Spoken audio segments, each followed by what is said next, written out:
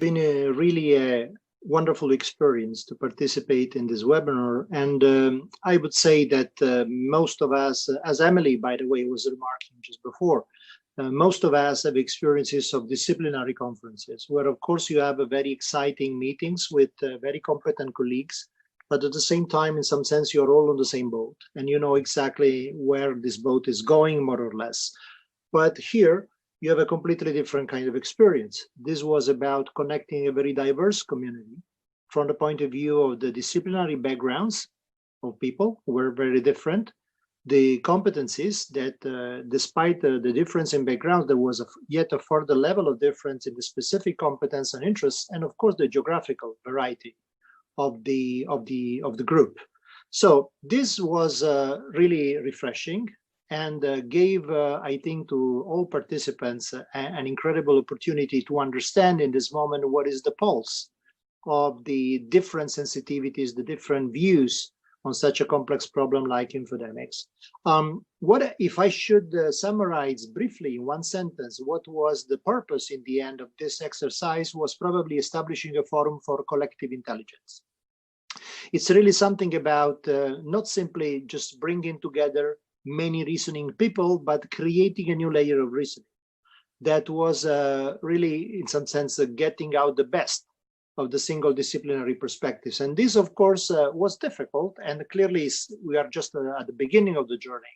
So first of all, it was about finding and co-building a transdisciplinary space to frame infodemics, because clearly, I mean, there are so many angles from which you can take it. So how do we establish a common space for this? So this was clearly the first step.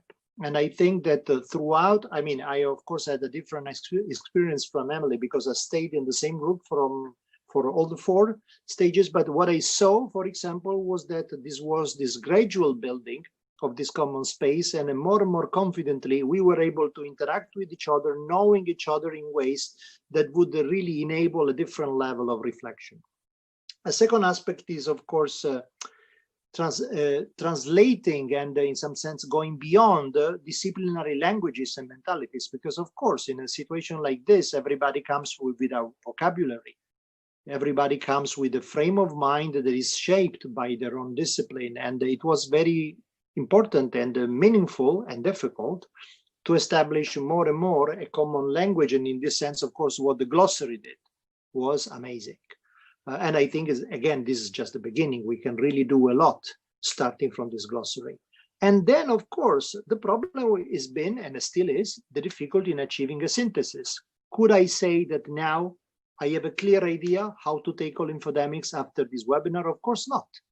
I understood how difficult it is to achieve a synthesis. But at the same time, I also saw very concrete possible steps to arrive there, and especially how useful plugging into different disciplinary frameworks can be from this point of view.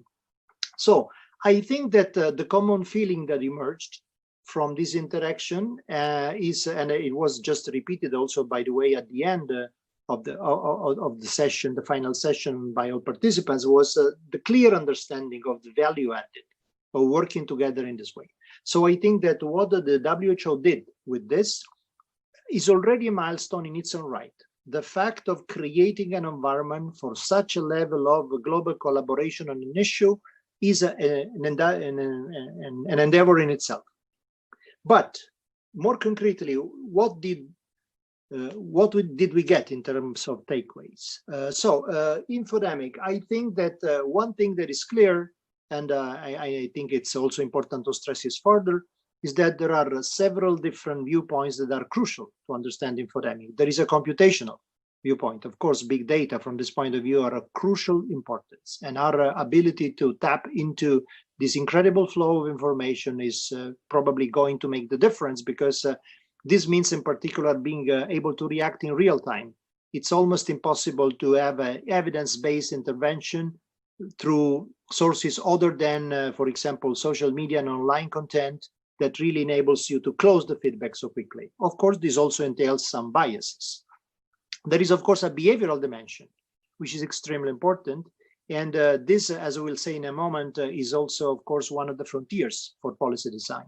There is a cognitive and emotional dimension, which of course interact with the behavioral dimension, but for example, especially from the point of view of cognitive and social neuroscience, are probably extremely important sources for the common framework that we are aiming for. There is of course a social dimension, which is extremely important, and that of course is also clearly tackled by tools like social network analysis, but also has more elusive dimensions. And there is clearly a communication dimension, which is extremely important. And again, by the way, this means that we arrive with a certain understanding of what communication is. That is an understanding, there is an evolution of the social and communicative world we are accustomed with.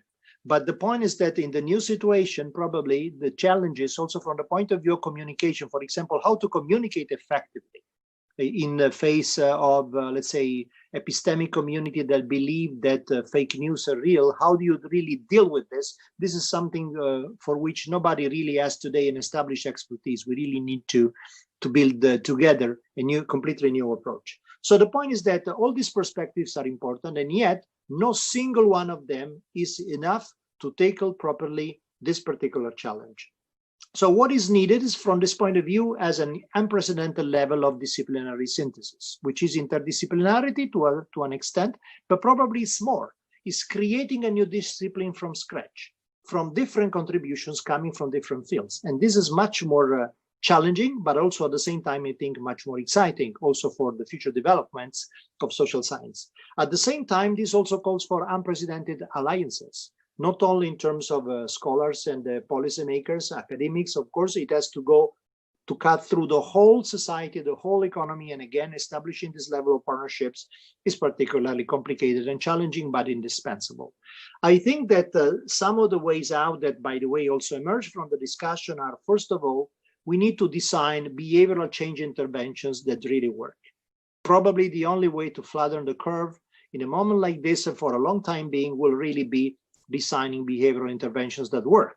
And so this really means tapping into a growing body of knowledge that, again, I think is today brilliantly deployed in many disciplines, but in this particular one, probably will also need some specific experimentation. Second, capitalizing on natural experiments.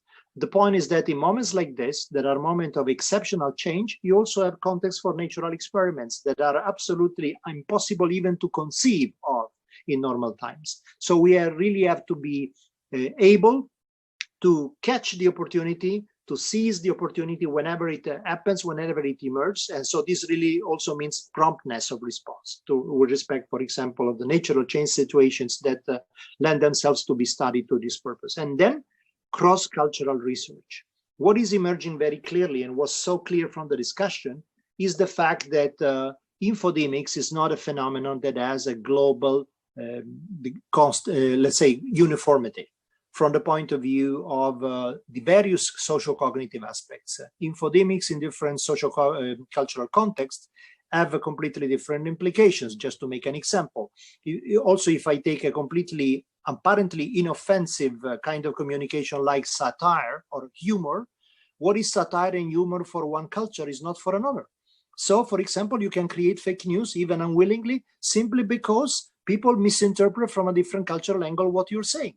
So this really means that cross-cultural research becomes a pillar of the future approach. And then understanding what works from the point of view of building what we could call an infodemic pro-sociality, which means what kind of moral emotions can we harness to really make people more responsible and more sensitive towards this challenge. So it's about an infodemics of trust, of reputation, of cooperation, of capability building. All these aspects are, of course, each of them are future challenges that we are facing. In the end, and I'm going to conclude, we could interpret this crisis in a sense like a stress test for the building of an advanced complex knowledge society, because this is what it is. This is not the last challenge that we will face. Probably this is just the first of a long strip of very complex challenges. And so it's extremely important that we make all the best that we can out of this opportunity to capitalize on this and to create an exciting new field, not only for research, but also for policy design and for promotion of the public interest. Thank you very much. Thank you very much,